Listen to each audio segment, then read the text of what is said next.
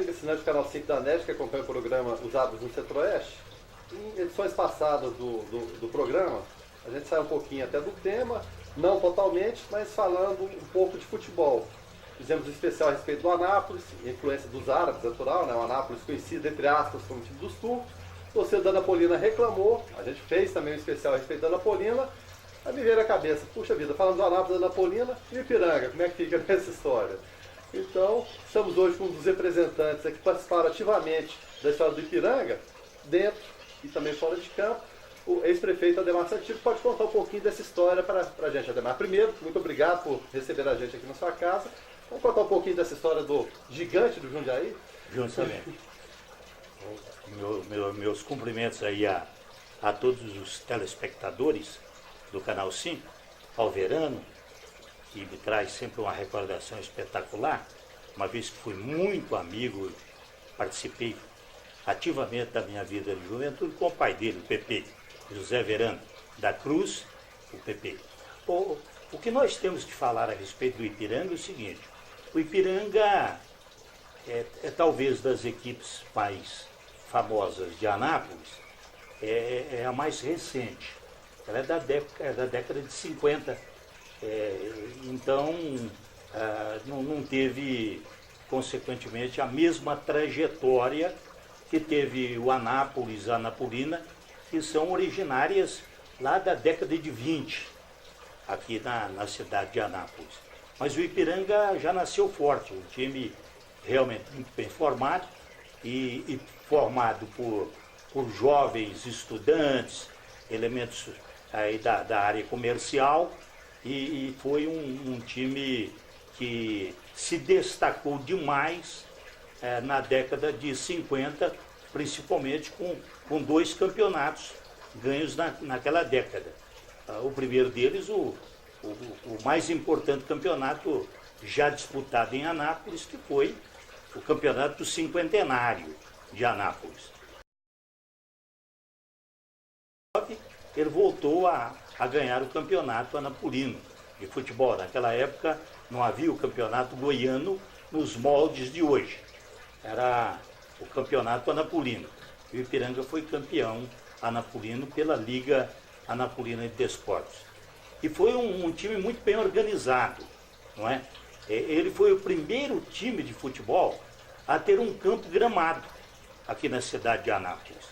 Onde temos hoje o Clube Ipiranga, aquilo ali pertencia ao Ipiranga Atlético Clube, que criou o estádio Irani Ferreira Barbosa. E era onde o time treinava e participava de alguns jogos oficiais e não oficiais. Que teve uma torcida muito grande, e a torcida feminina de Anápolis, sem sombra de dúvida, era ipiranguista. Por isso que ele ganhou esse nome de o Clube das Garotas. Era conhecido como o Clube das Garotas, o Gigante do Jundiaí, em função desse estádio Irani Ferreira Barbosa. Foi, portanto, uma fase muito importante. Mas depois o Ipiranga, através do Davi Esteves, ficou mais preocupado com o clube social, não é? Que é o clube do Ipiranga, aqui no bairro Jundiaí. E com isso deixou o futebol de lado e em 65 saiu da Liga Anapolina para ser time profissional, mas no desenrolar da discussão achou melhor não participar do campeonato goiano como profissional e, consequentemente, o time praticamente se extinguiu a partir dali. Bom, pode-se dizer, é claro, os times hoje têm estruturas, a gente conhece a estrutura grande que o Goiás tem, o Atlético se modernizou também, o Vila, mas a estrutura do Ipiranga, para aquela época, era uma coisa até, digamos, gigantesca, para guardar as proporções, coisa de 50 anos atrás, né? Olha, todos os 3 times, não é? O Anápolis, o Ipiranga e a Anapolina. O Anápolis também já tinha o seu campo de futebol lá na Boa Vista, que foi uma doação do Estado. Naquela época havia muito terreno vago na cidade e eles faziam essa doação. Lá na Boa Vista, pertencia ao governo estadual e foi feita uma doação através da Assembleia Legislativa para o Anápolis. E mesmo que na época também devia ser totalmente escapado, não tinha nada, né? Não tinha nada. Da mesma forma o Jundiaí. Era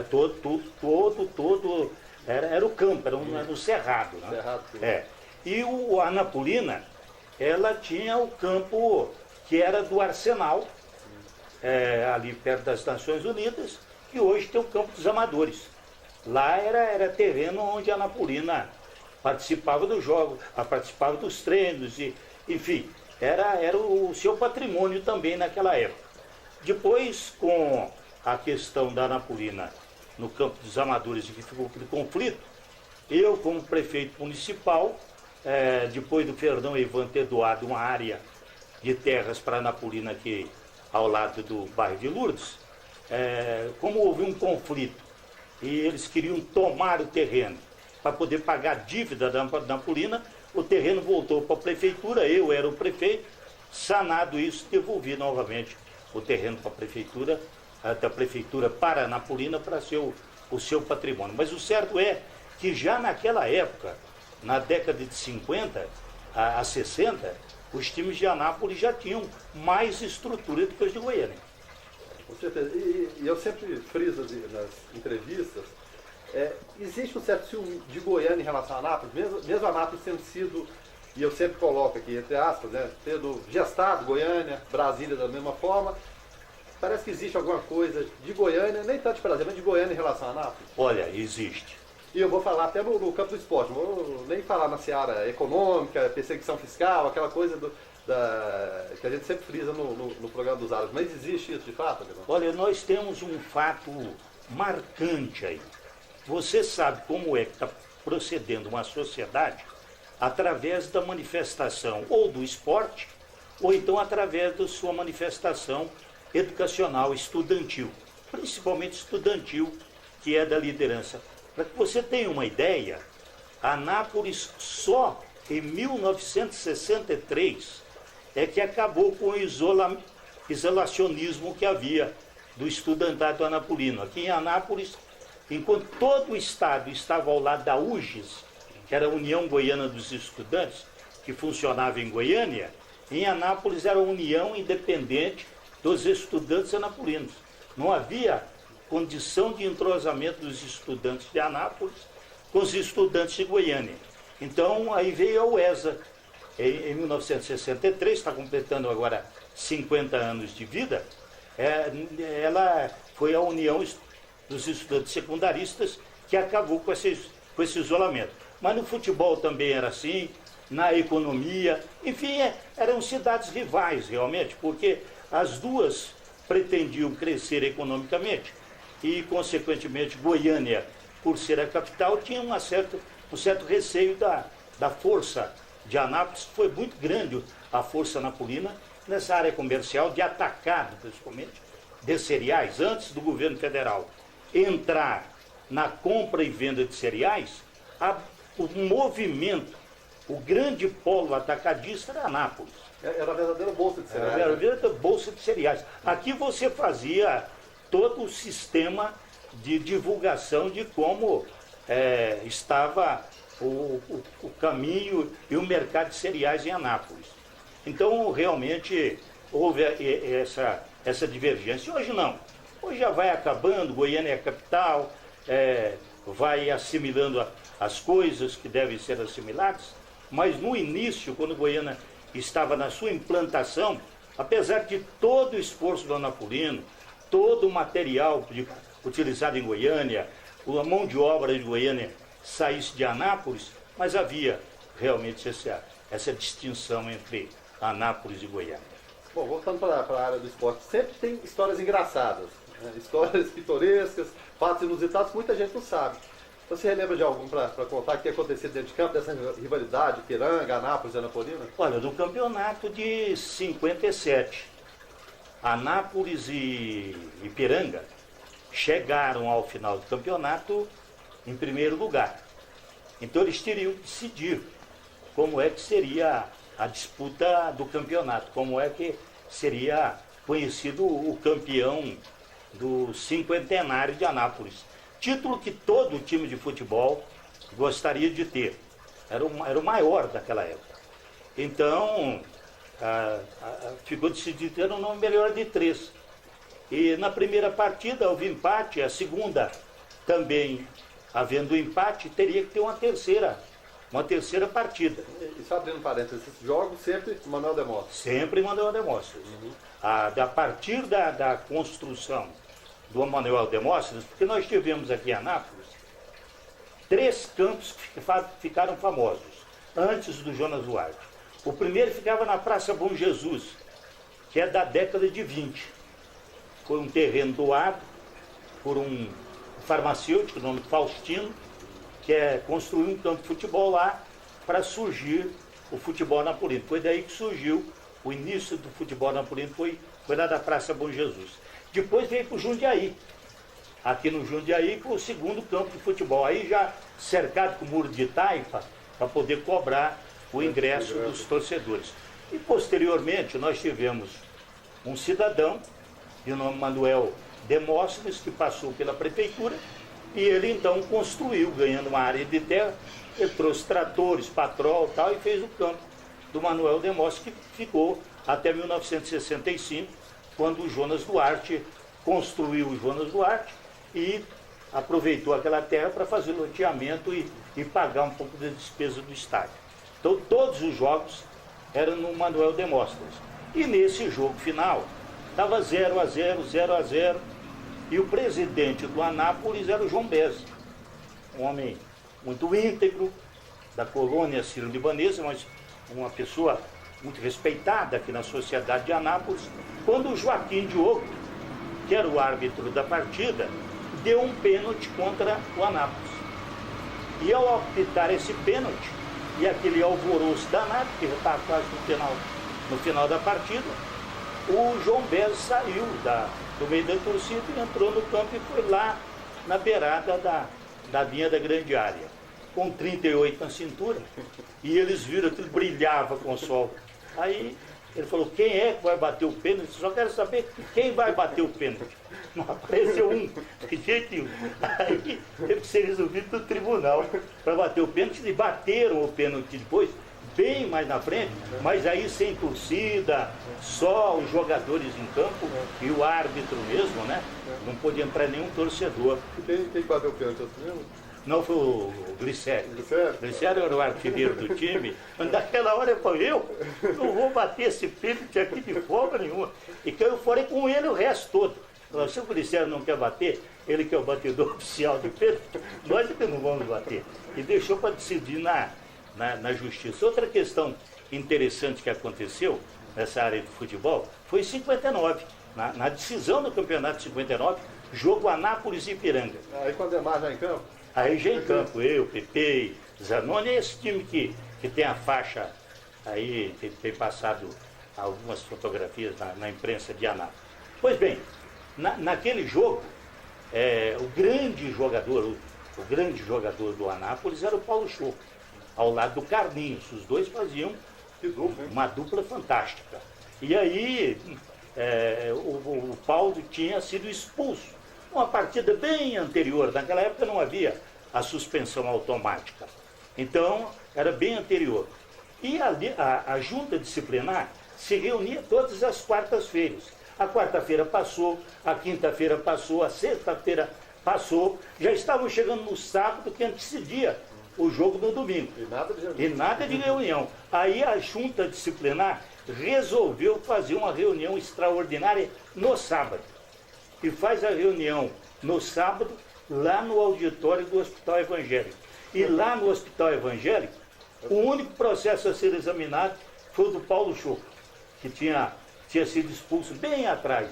Aí deram uma partida de suspensão a Paulo Choco. A diretoria do Anápolis ficou louca. Aí os caras da junta falaram: peraí, se nós fôssemos rígidos, nós daríamos 2 partidas para ele, nós temos só uma. que foi a suficiente para ele não jogar, e o Ipiranga foi campeão. Bom, falou de Carlinhos, de Paulo Choco. Qual seria a formação do Ipiranga que o senhor se lembra dessa época? Do goleiro ponta esquerda, que na época ainda tinha. Dá para lembrar? Ah, dá. Quando eu participei lá, era Icinha, eu, Zanoni, o Roberto, Aires ou Luiz Pavão e Romeu, e outra hora era o próprio Luiz Pavão. O ataque do Ipiranga era o Tibico, que era zagueiro, mas o Davi botava aquela forma. Ele era o zagueiro, mas ficava escalado na ponta direita. Na meia direita era o Edson Galdino, o centroavante era o Glicério, o meia esquerda era o Pepe e o ponto esquerdo o Dadá. Time bom? Time bom, era time bom. Nós ganhamos do Goiânia aqui, ganhamos dos séries em séries. Foi uma fase muito espetacular. Aliás, boa parte desse time veio do time juvenil do Ipiranga. Nós tínhamos um juvenil muito bom, que era comandado pelo Anastácio Ferreira Barbosa, e quase todos do juvenil tiveram acesso a titular do Ipiranga, ou naquele ano de 57, de 59, ou mais na frente. Eu, por exemplo, disputei só o campeonato de 59, fui campeão pelo Ipiranga, disputei uma partida contra o Goiânia, ganhamos do Goiânia na colocação da faixa. Aliás, essa questão do Goiânia foi até interessante. É que uns 10 dias antes do jogo definitivo da colocação de faixa, aqui no estádio Manuel Demóstenes, nós fizemos um jogo amistoso em Goiânia, que era a seleção dos Novos de Anápolis contra a seleção dos Novos de Goiânia. Não, era contra a seleção dos Novos de Goiânia. Pois bem, acontece que a seleção dos Novos de Goiânia era a base do Goiânia. Do Goiânia. E o Goiânia era conhecido como time Chapa Branca. Tinha um Chapa Branca muito fortíssimo.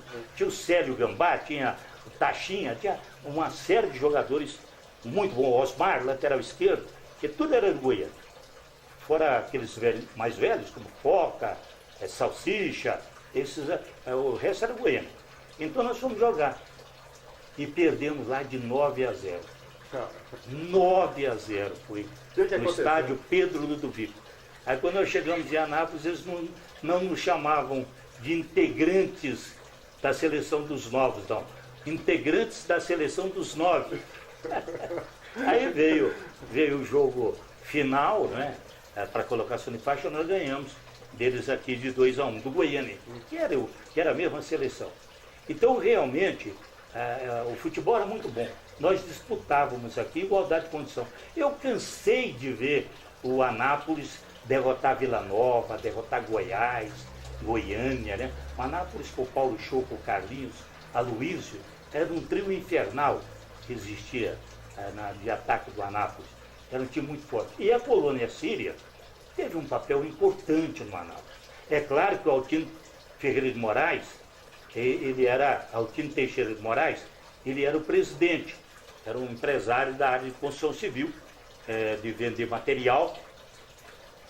E foi importante, o Ronaldo Jânio foi muito importante como diretor de esportes, mas eles tinham uma retaguarda síria aí com o Zé Miguel, com o Rádio Rajá, com o próprio Amin Gibrim, né, o João Bezzi.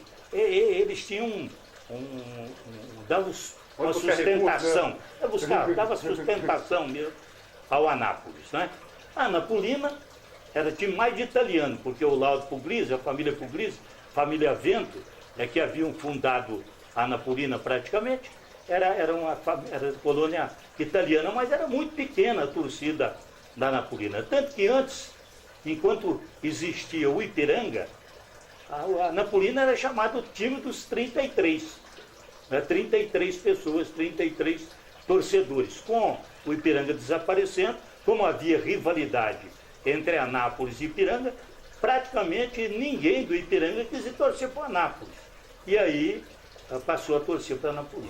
Assinante, no primeiro bloco, conversamos com o ex-prefeito Ademar Santino, daqui a pouco a gente retoma a conversa com ele, só que a gente inicia esse segundo bloco com outro personagem vivo, né, da história do Ipiranga. O Glicério jogou com meu pai contava muitas histórias daquela época.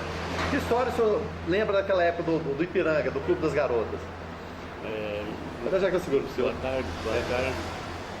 O Ipiranga era o Clube das Garotas. Antigamente só tinha nego bonito lá na época. Então tem justificativa. Era por isso. E saudade eu tenho muita do Ipiranga, porque eu nasci e criei jogando bola lá dentro. Aquela grama que tinha lá antigamente no estado, nós saíamos daqui para plantar aquela grama. Porque nós jogávamos num campo aqui que ele é desgramado, né? É desgramado literalmente, O campo era né? Nos dois desgramado. sentidos. Nós saíamos 5 horas da tarde e ia plantar a grama lá. Então eu era mais ou menos ponta direita e eu procurei plantar tudo com a mão mesmo, no meu lado onde eu jogava.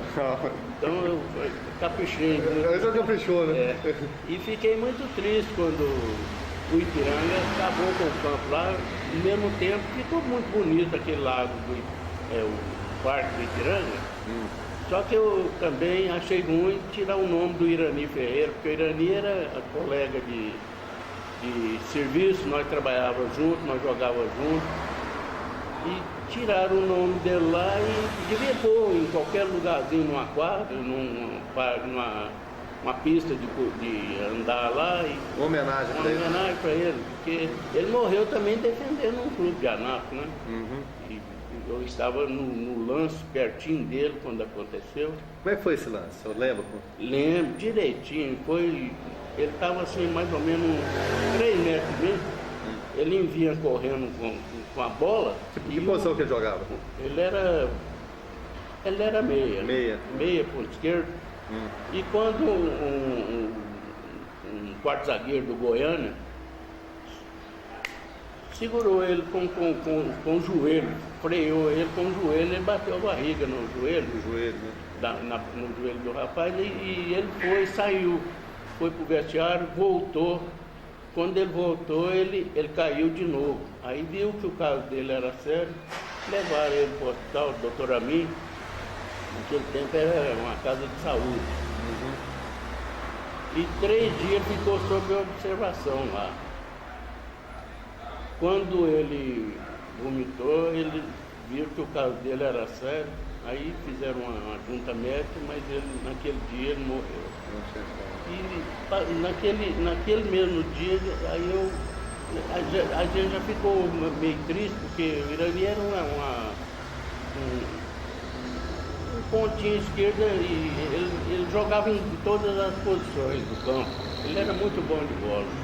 No Ipiranga também tinha muito jogador bom, o Pavão, o Pepe, seu pai. Pepe, inclusive, eu tenho um caso para contar para você. Pepe, nós fomos jogar em Buriti Alegre uma vez, e o Luiz Pavão era cabelo todo anelado, ele parecia um artista. Estiloso. E ele gostava de ir na missa para namorar as meninas. Nós levantamos cedo lá e o Pepe está vendo o Luiz Pavão lá no espelho, arrumando o cabelo lá. Falou, onde é que o senhor vai? Falei, vou na missa, vocês não vão não? Vamos na missa. Ele falou, pra que você vai rezar? Gosto de tarde você vai matar um lá no campo. Ele chegava junto? Ele era junto, o pezão dele era grande, então ele era muito bruto, né?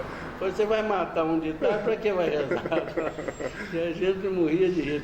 O Pepe, então, ele era sádico, ele gozava rindo pra dentro. Assim, né? Mas o Ipiranga deixou saudade. Fala uma escalação clássica do Ipiranga pra gente, o senhor lembra? Lembro de muitas. Então vamos lá, vamos falar Muxiba, Vavá e Coelho. Amaral, Bolão e Ralph. Barto, Elu, Guerrinha, Glicério e Irani. Eu acho bom esquema, né? 3 cigarros, todo mundo no ataque, né? 5 no ataque, naquela época era 5 no ataque. E muitas delas tinha outra também que era Santos. Tinha um Roceiro. Não, tinha um Carabina. Eu fiquei com medo só do nome. Ixi, Zanoni. Zanoni. Silvinho, Pepe e Romeu. Barto, Elu, Glicério, Tuca e Irani. Bom time. Esse é um timão. O do cinquentenário, que nós ganhamos o cinquentenário, foi Muxiba. Não, foi Santos, o Santos já era o goleiro, campeão, jogou no gol do Ipiranga. Foi Santos, já está me fugindo a escalação Não tem problema não. do 59. Sei que tinha o Pepe, Pavão, Zanoni, Romeu, Silvinho, Guerrinha, Dadá, Irani. Irani morreu naquele ano do campeonato 59, foi em 57. Qual a maior diferença do futebol daquela época pro de hoje? Porque todo mundo, quando entrevista pessoas que jogaram naquela época, como é o caso do senhor, fala assim, eu jogaria hoje tranquilamente. Isso é fato? Pelo futebol que o senhor vê hoje, a limitação técnica dos jogadores? Hoje eu assisto esse jogo aí, por exemplo, a Napolina tem jogador ruim demais da conta, pelo amor de Deus. Nós tínhamos jogador bom aqui. O dia que o Flamengo jogou aqui em Anápolis, eu joguei emprestado para o Anápolis e joguei com o Paulo Choco. Esse dia o Paulo Choco foi do Flamengo. Eles levaram ele. Foi quando o Paulo Choco foi embora. Nós perdemos de 4-1 para o Flamengo e eu marquei o gol do Anápolis naquela época. O treinador era o Lazinho. Tinha muitas passagens boas. Eu vi o Bangu jogar aqui. Naquela época eu não jogava, mas eu vi o Bangu jogar aqui em Anápolis. A Portuguesa veio jogar aqui. O Djalma Santos falou que esse campo onde nós jogávamos era o pior campo do mundo. Era onde que jogou, né? Era onde nós jogávamos. Né? Eu cresci e joguei bola, foi lá.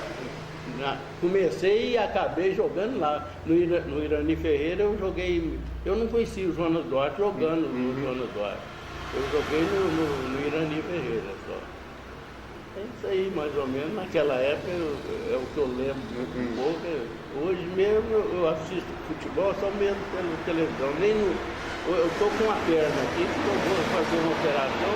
Consequência daquele futebol. Daquela época, hein? Daquela época. Eu estou com artrose na perna aqui e fiz um encaminhamento agora no Sara Kubitschek para operar ela. Tá?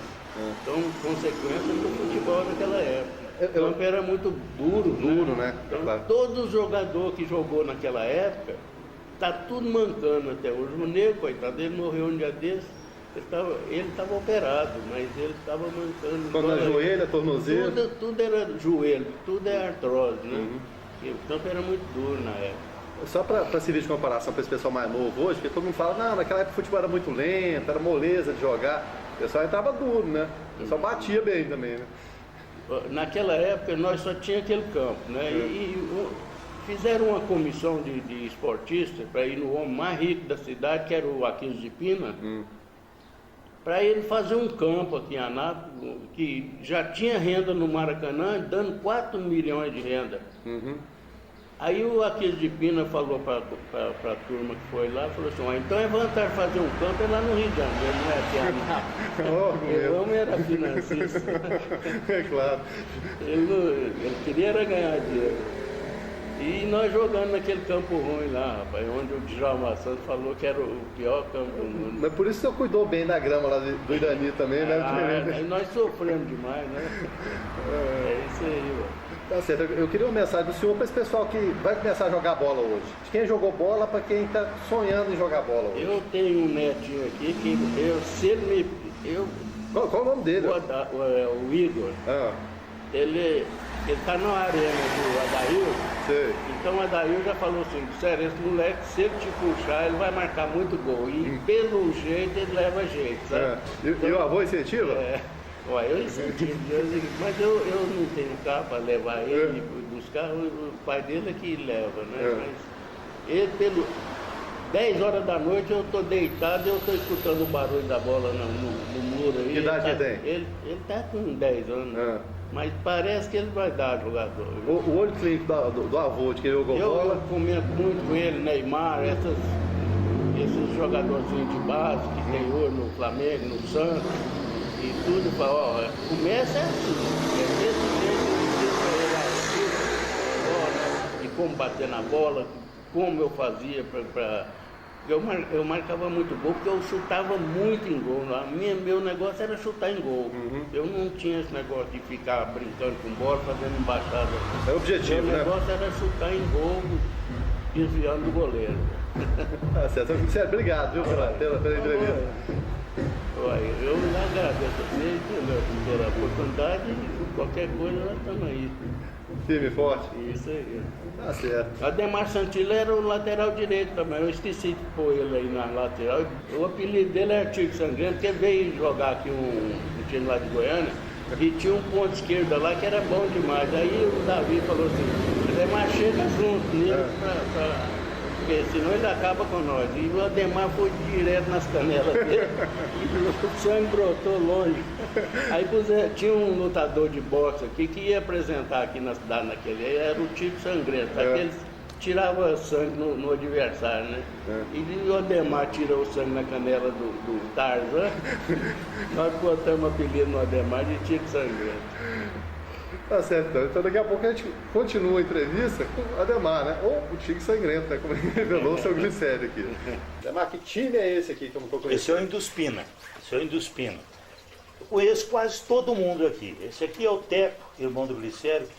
Eu estou aqui como zagueiro, o Murilo, irmão do Braguinha. O Tião, mão de onça. O Ataíde, esse lateral eu não estou me lembrando. O Cazuza, o Abel Pires, o Pepe, o Alemão, não é? E o Ronaldo Pistolinha. Time forte também? Forte, era time forte. Era um time muito bom. Agora ele foi um intermediário nosso. Está vendo lá atrás, chaminé do Induspina? Aqui é o Manuel Demossi. Isso aqui é bacana de registrar. Manuel Demossi.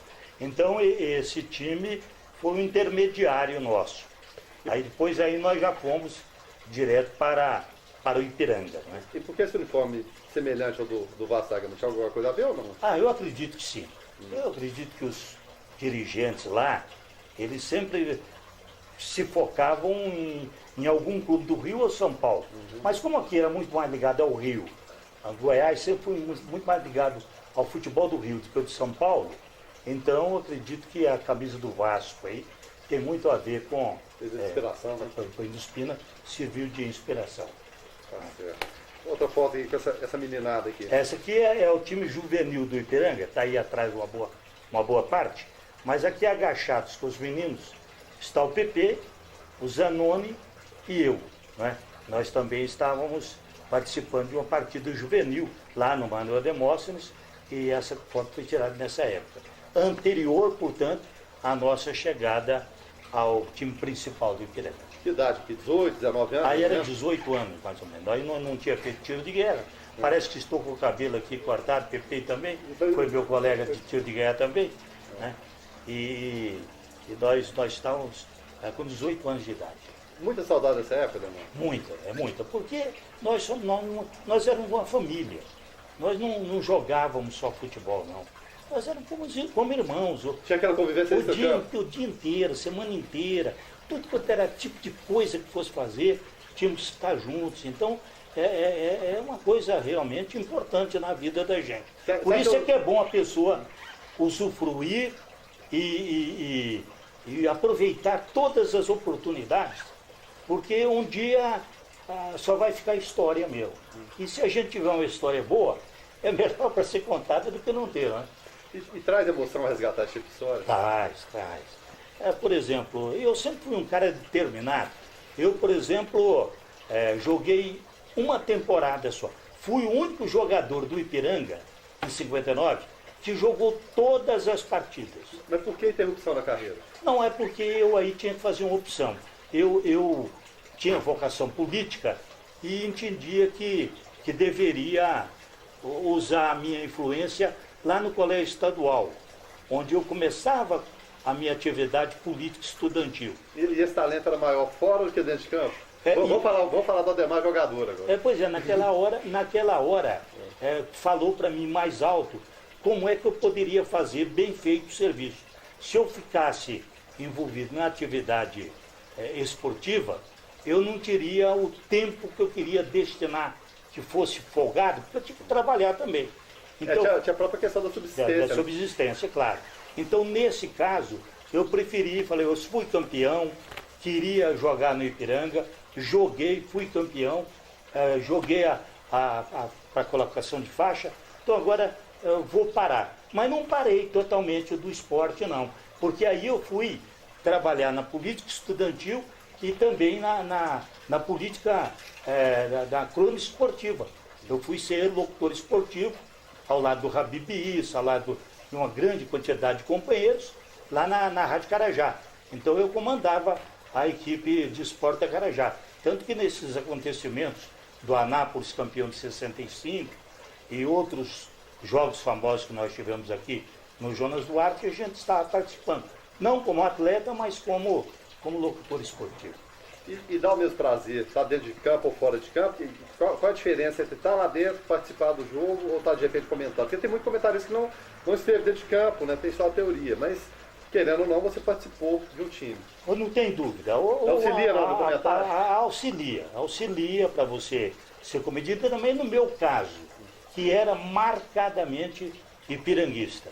Não é? O Ipiranga não está disputando a Anápolis, está disputando a Anapolina, então é claro que a minha palavra tinha mais respeitabilidade, porque eu não era originário de nenhum dos dois times que estavam ali.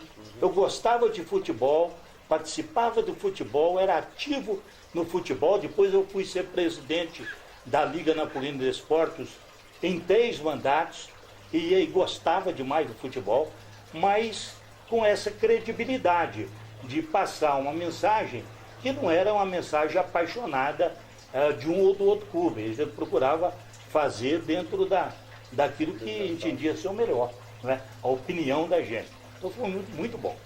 Tá certo. Essa outra foto aqui... Essa é a foto de 1959. É o Icinha, Roberto, Pepe, Luiz Pavão, eu e Zanoni.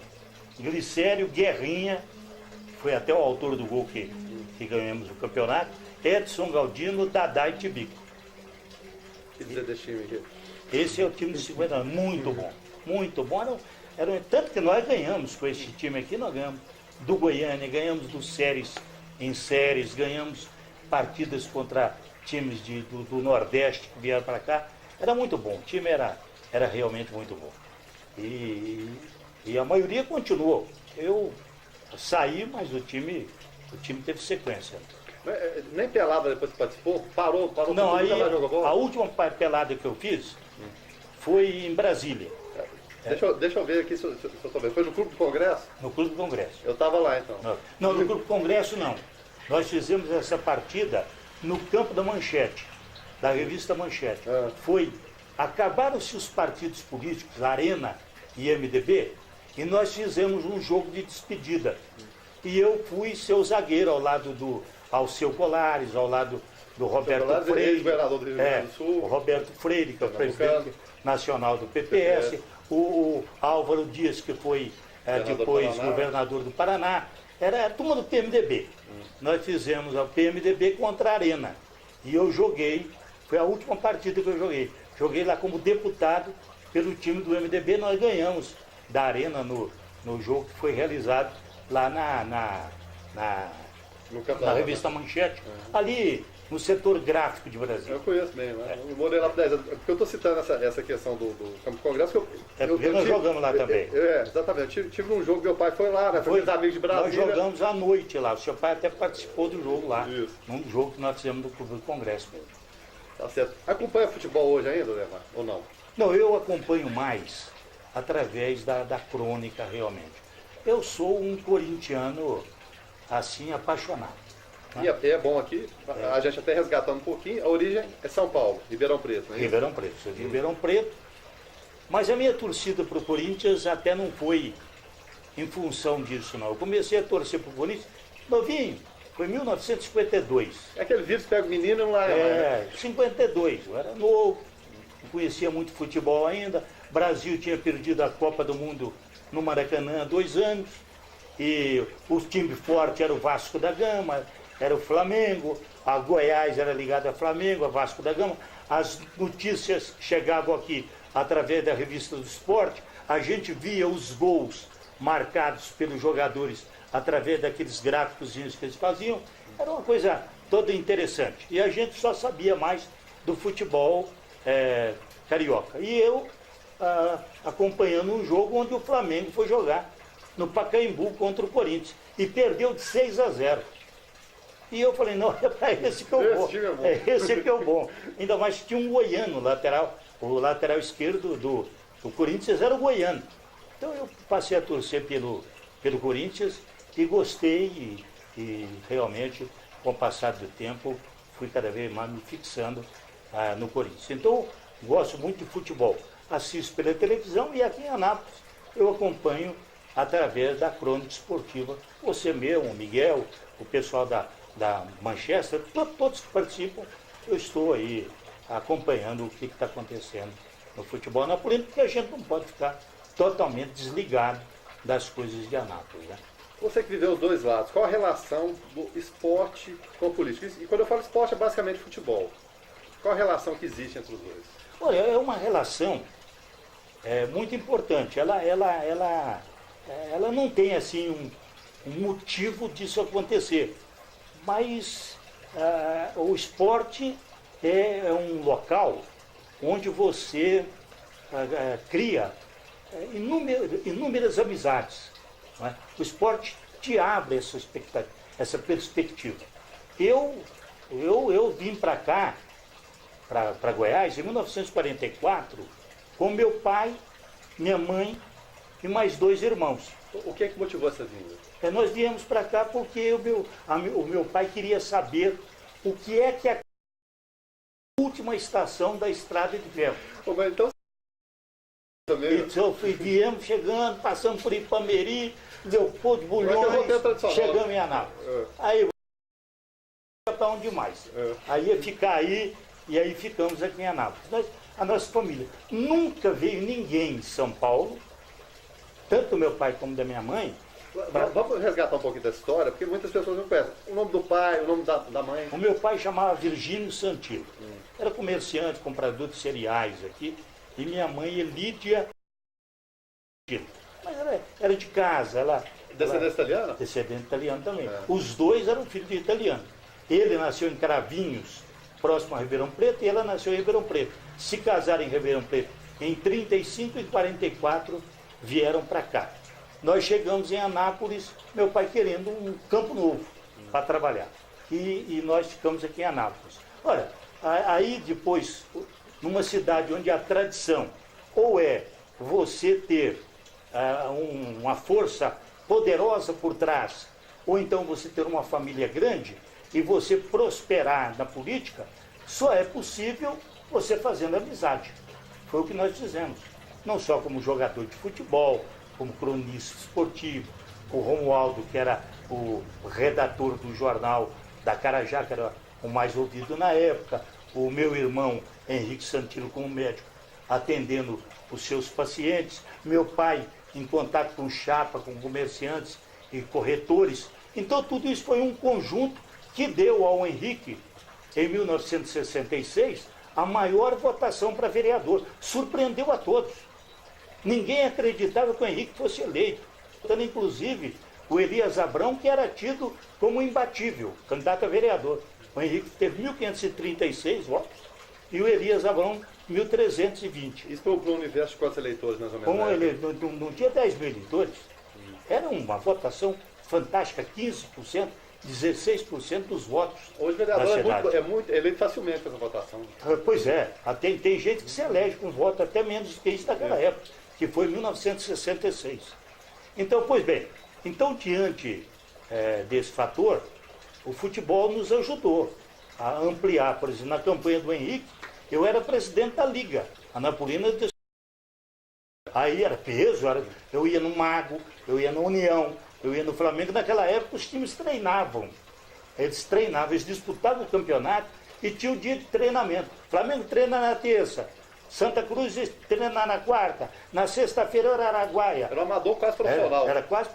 Eles dedicavam mesmo, participavam, não era só reunir meia dúzia de pessoas para jogar, não. Tinha o treinamento e lá, inclusive. Então, realmente, a gente parava os treinamentos e conversava com a diretoria, que eram todos meus amigos. Isso ajudou demais na campanha do Henrique. Não o futebol em si, mas a amizade que eu fiz durante os jogos de futebol, a participação no futebol. Então, tudo soma. E naquela época o futebol somava muito mais. Pois por quê? Anápolis, Ipiranga e Anapolina, qualquer torcedor do Anápolis, qualquer torcedor do Ipiranga e qualquer torcedor da Anapolina sabia o time de cor e salteado. Então, hoje em dia tem que ser profundo conhecedor para conhecer não é acabar um campeonato, acaba o time também. Aí vai iniciar um campeonato, monta esse time. Não era assim, não. Lá era formado, inclusive o Ipiranga. Esse campeão de 59 é o Ipiranga que veio do juvenil. Foi todo o juvenil praticamente subindo para o titular do Ipiranga. Então, por isso, eu posso garantir o seguinte, que a amizade feita no futebol naquela época era uma amizade sólida e que ajudava em tudo, e ajudava na política também. E engraçado, é claro. Hoje, por mais que tenha modernidade, facilidade de deslocamento, a gente sabe o tanto que era difícil se deslocar há 40, 50 anos atrás, eram verdadeiras aventuras, ir para Araguari, ir para Goiânia, o senhor sabe disso e todo mundo relata. Hoje as pessoas sempre relatam que não tem tempo para se encontrar, mesmo pela internet, pela televisão, telefone, carro, aquela coisa toda. Como o senhor vê essa relação da modernidade com o ser humano hoje em dia? Está faltando tempo ou está faltando vontade das pessoas realmente se relacionarem de verdade, não amizades virtuais, como a gente vê por aí? Não, eu penso que está faltando é vontade. Porque o tempo, quando você quer, você cria. Quando tem uma coisa essencial ou tem um problema de saúde, o cidadão cria o tempo para ir lá cuidar dessa coisa extraordinária que aconteceu na vida.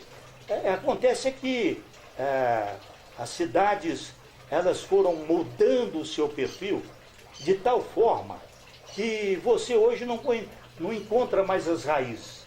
Naquela nossa época, a gente sabia quem era quem. Você passava na Barão do Rio Branco, ao sábado, quando tinha o vai e vem ali, os rapazes ficavam na beirada da calçada, esperar as moças passarem pelo centro da rua, cada um conhecia o outro e sabia exatamente como que era. Como eu estou te falando, os clubes de futebol, todo mundo sabia quem era jogador da Araguaia, quem era jogador do Flamengo, quem era jogador de Santa Cruz, quem jogava no Santa Isabel e por aí afora, Mago, União, Maracanã, Anhanguera. Então, eram e tinha essa solidariedade. Então, eu penso que também o crescimento demográfico e principalmente essa falta de vizinhança, ninguém tem mais a condição de abrir o portão e conversar com o vizinho do lado. Todo mundo está preocupado com o que vai acontecer, qual é que é o sistema de segurança que tem. Cada um está querendo se isolar, deu 7 horas da noite, não vai para a rua não, porque é perigoso. Então, naquela época não existia isso. Então eu creio que esse relacionamento humano é muito importante. Eu sinto muita saudade disso. E creio que todos que viveram aquela época sentem essa saudade. Os modernos agora não. Agora é virtual mesmo.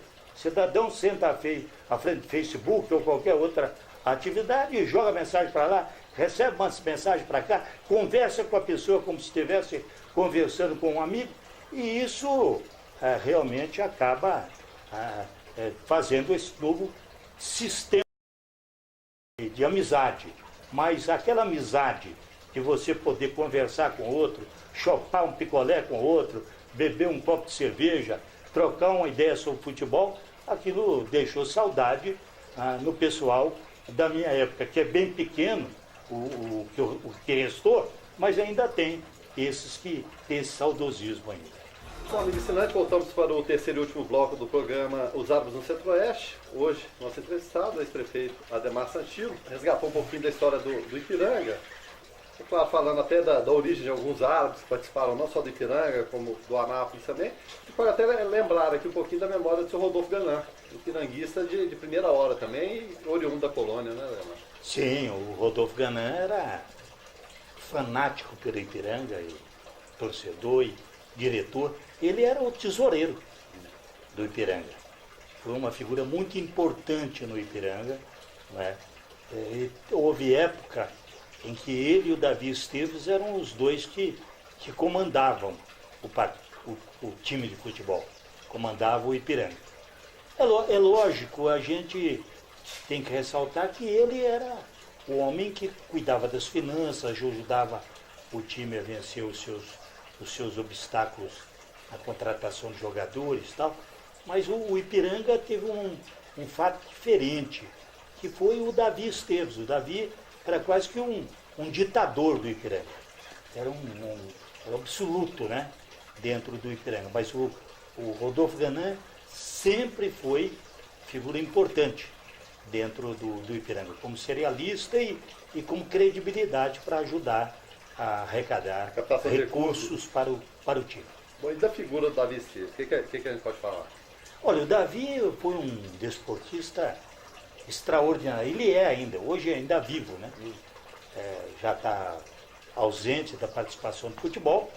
Mas o Davi era um cara tão extraordinário que ele dizia o seguinte, ó, quando ele via uma diretoria formada, muito bem organizada, por médicos, por profissionais liberais desses times de futebol, ele falava assim, ó, eu não tenho nenhum receio disso aí.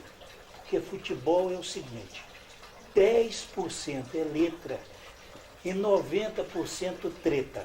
Então ele sabia fazer uma treta realmente. Não era fácil enfrentar o Davi, não. Ter do lado é muito bom, mas contra era ruim demais. O Arribe, muito gozador, não estava chovendo, estava. Para se referir que a Napolina era uma chata, que a Napolina não dava sossego para ninguém, ele, na chuva, todo mundo assistindo o jogo ali, a meia dúzia de torcedor da Napolina, falou, não, torcedor da Napolina e a Napolina é chata mesmo, e é chata com X. E aí ficou a Napolina, a chata com X, por isso é que até hoje essa grafia estranha, né? Grafia de Anapolina com X. Mas eu posso garantir o seguinte, que realmente essa parte esportiva do Arsenal, do Induspina, foi uma parte muito, muito passageira. Era uma empresa, o Arsenal era uma empresa, era o Bill Funston, que era o dono do Arsenal, né? Tanto que o nome Arsenal é em função do Arsenal inglês. E o Induspina era em função da indústria que tinha lá, naquele momento, e que tinham alguns diretores que eram fanáticos de futebol e criaram futebol. Mas o São Francisco, que era ligado ao Colégio São Francisco, foi realmente uma equipe que treinava regularmente no estádio Manuel Demóstenes e participava regularmente do campeonato. Até, me parece, até 1955, 56, o São Francisco existiu. Depois desapareceu também. Foi outra equipe, né, de passagem efêmera, como a gente fala. Olha, Marco, era mais fácil viver em Anápolis naquela época ou hoje em dia? E a gente fala, é claro, a questão da amizade, da segurança, essa coisa toda que a gente sabe que a modernidade traz. Ou de repente era mais prazeroso naquela época do que hoje? Não, eu creio que para os jovens de hoje, o momento de maior alegria e prazer é agora. Cada um tem a sua época. Eu, por exemplo, como vivi a parte mais gostosa, uma parte muito gostosa da minha vida naquela época, inclusive politicamente, é claro que tenho saudade daquela época, mas gosto de Anápolis, independente do tempo. Nós sabemos que há um momento muito difícil na área da segurança, outros fatores sociais que estão desejando a melhoria, mas de qualquer maneira nós temos que compreender que Anápolis é uma potência.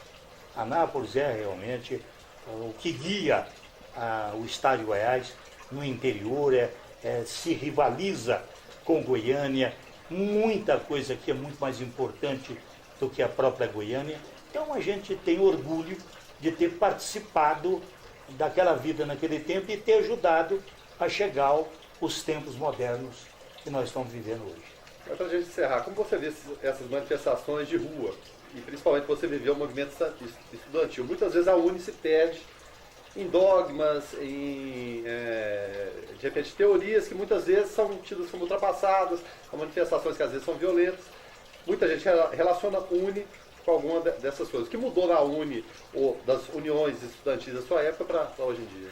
Mudou muito, não é? Mudou muito. Você veja o seguinte, só para simplificar, a UNE ela não tinha partido político. Ela não tinha uma opção partidária. Cada um poderia ter as suas opções, Normal, natural. mas geralmente de um partido clandestino.